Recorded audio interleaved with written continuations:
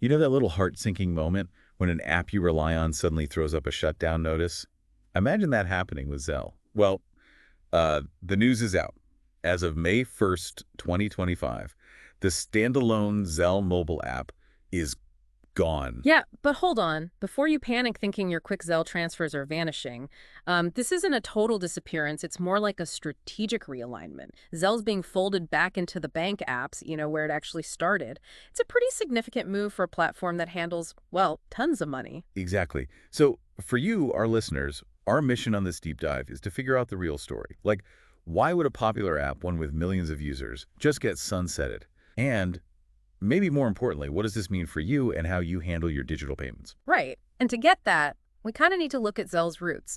It wasn't ever really meant to be a floating app like, say, Venmo or Cash App. That's a really key point. Yeah. It was always designed as something baked into the banks. Created by Early Warning Services, which itself is owned by the big banks JP Morgan Chase, Bank of America, Wells Fargo, you know the names. So yeah, this isn't some random pivot. It's more like they're doubling down on the original idea, a return home, sort of. Okay, let's dig into that big question then.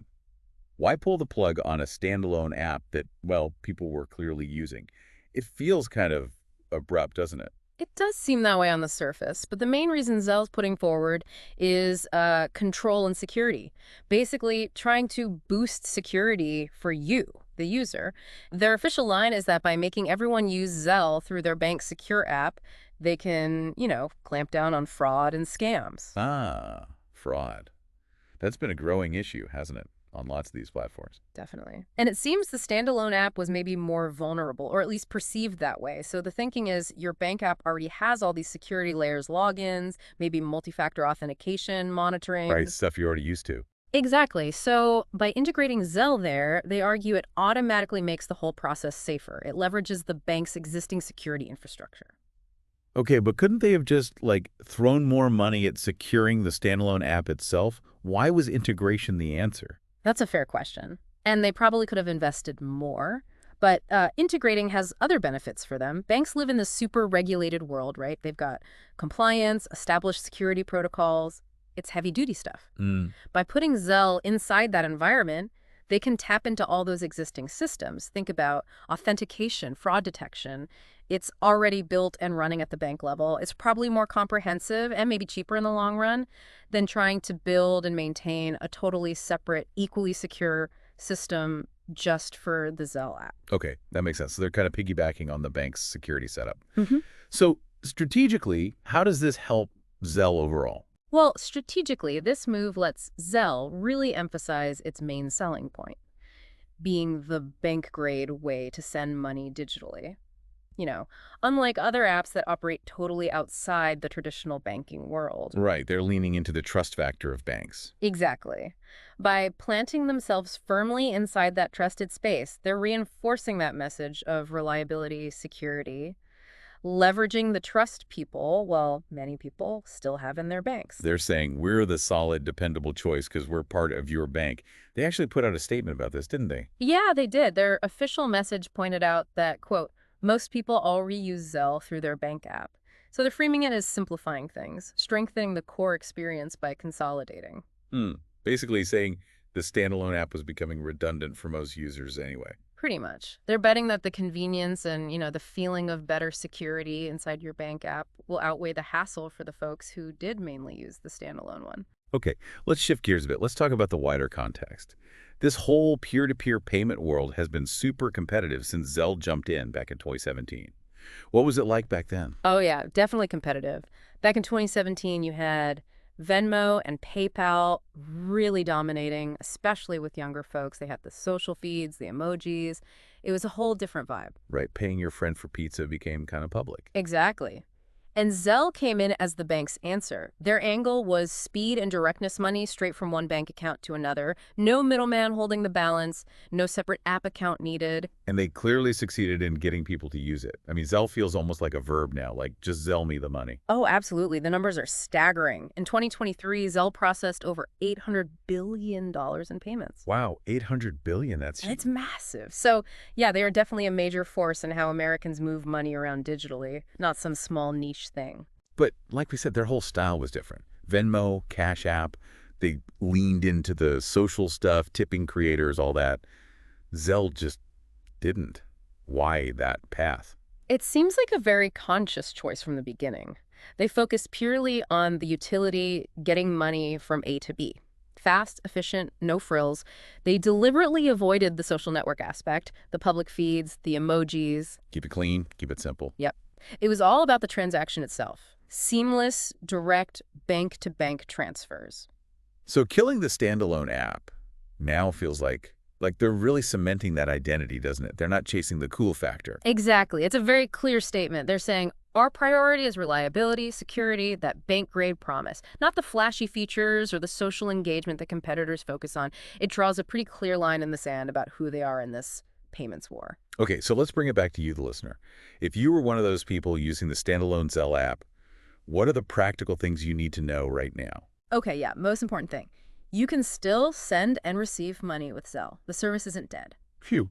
Okay. But how you access it is changing. You now have to go through your bank's mobile app or their website. You'll need to look for the Zelle section or button within your bank's platform. Got it. Log into Bank of America, find Zelle there. Log into Chase, find Zelle there. What about all my saved contacts and my payment history from the standalone app? Does that just evaporate? Hopefully not. Ideally, your history and your saved contacts should migrate over automatically when you access Zelle through your bank. Should. That sounds like there might be hiccups. Why wouldn't it be automatic? Well, it depends a bit on your specific bank and how they've implemented the Zelle integration.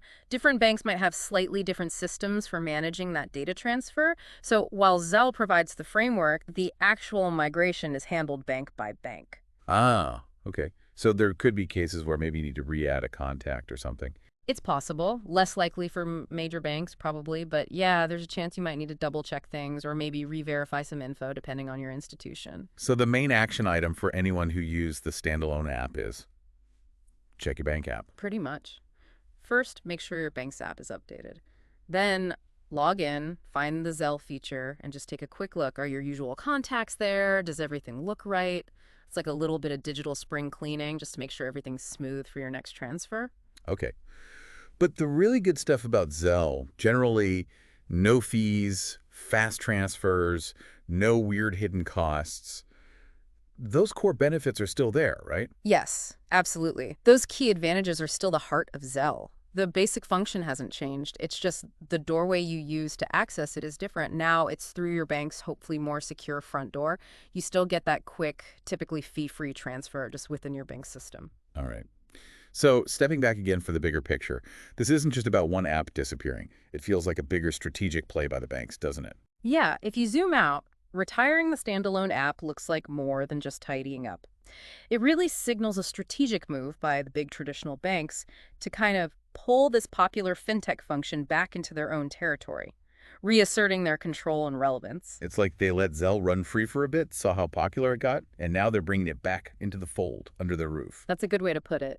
They're basically saying, yeah, we can do these cool, convenient digital payments too, but we're doing it our way, inside our secure walls. Reinforces that idea that Zelle was always their creation, not some independent startup. Exactly. It was born from bank collaboration, and this brings it fully back into that bank-centric model.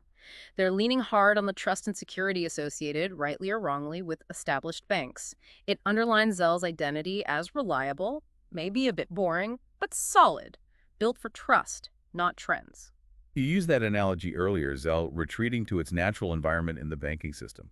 Why does that feel so accurate here? Well, think of the standalone app like maybe an exploratory probe sent out from the mothership, the banking system. It gathered data, gained users, proved the concept was popular outside the immediate bank walls. Okay. But its core power, its connection to the bank accounts, was always back at the mothership.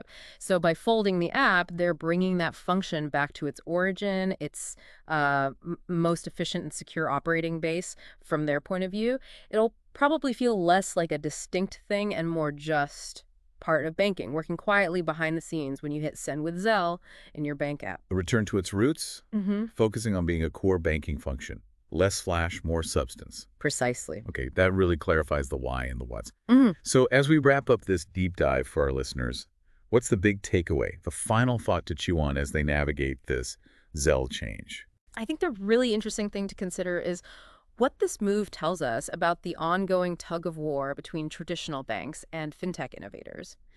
Is Zelle pulling back a sign that banks are successfully reclaiming ground? Are they going to try and integrate more popular fintech services into their own platforms? Hmm. Like, will banks try to build their own versions of other popular financial apps? Or acquire them and integrate them? Or will standalone fintechs continue to disrupt from the outside? Zelle's move is one data point, a significant one in that ongoing story. It really makes you think about where our money tools are heading: more consolidation under the big banks or more fragmentation with specialized apps. It's definitely something worth watching. Thanks for diving deep with us into the Zelle app situation. We hope this brought some clarity to why this happened and what it means for you day to day. Our goal here is always to unpack these important shifts. Definitely. Maybe take a moment to think about that bigger picture, and yeah, probably check out the Zelle feature in your own bank's app if you haven't already. Until our next deep dive, take care.